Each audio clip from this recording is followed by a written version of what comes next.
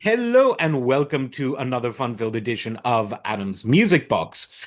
Now, I've been thinking a lot about the relationship between music and the car, the automobile, as such. And something interesting struck me. Modern pop music and the rise of the automobile tended to happen at the same time, and their growth was really parallel. Now, as I've said before, but I'll say it again, pop music is what happened when folkish traditions went from being localized to nationalized and later internationalized, from amateur to professionalized, from something that had no commercial value to something that had immense commercial value. And this all tended to happen in the 19th century. It began with the sheet music boom, and it continued on through the age of the player piano and player organ, early recorded sound, the continual improvements of recorded sound, and eventually pop really hit a stride when you had both radio and generally high enough quality recorded sound in the early 20th century.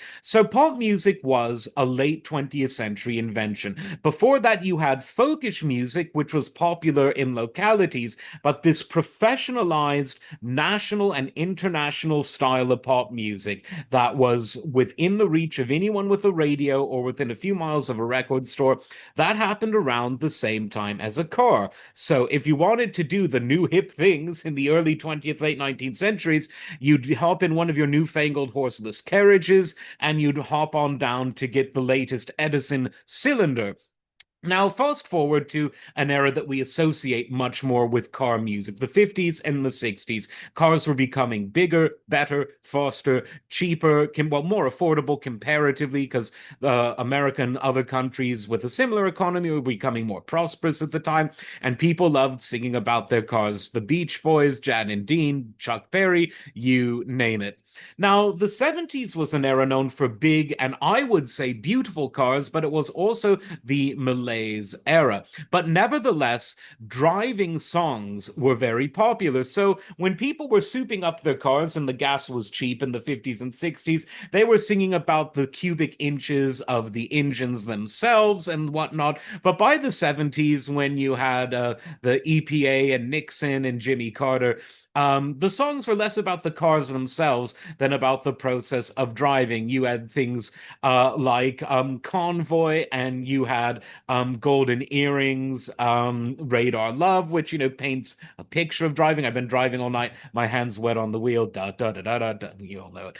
But one of my favorite driving songs of all is a song that really fits that 70s model of you don't even need to talk about driving for it to be a great driving song. You just talk about sort of the life that you would live on the road or the life you would imagine on the road. And for this, we head to a band that has directionality built into the title. It's a band from Illinois called Head East, and their biggest hit was the song Never Been Any Reason. And it is just, to me, it has always been a great driving song because it's about having fun. It's about living life. It's about just, getting things done and doing what you gotta do. I mean, whether it's the millennial or gen whatever generations, the current alpha, whatever is the latest one, you're not going to find a lyric like this outside of the 70s because people just had more fun.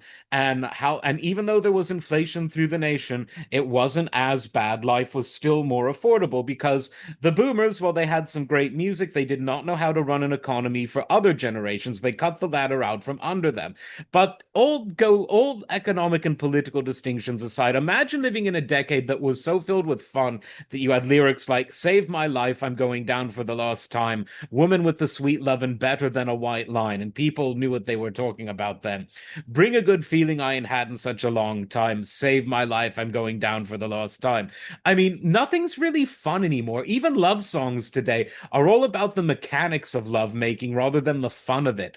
And I know old man shouts at cloud, but look, I'm presenting you the evidence. I'm bringing the receipts of why a song about, the life on the road and life having fun and getting it on it was more fun than what you have today. And whether you agree with that or not, I think that you will agree that Head East is just a really good band, and Never Been Any Reason is one of the best songs, frankly, of all time. I like a lot of songs, and this has always been one of my favorites. As always, like, subscribe. We'll see you next time. Take care.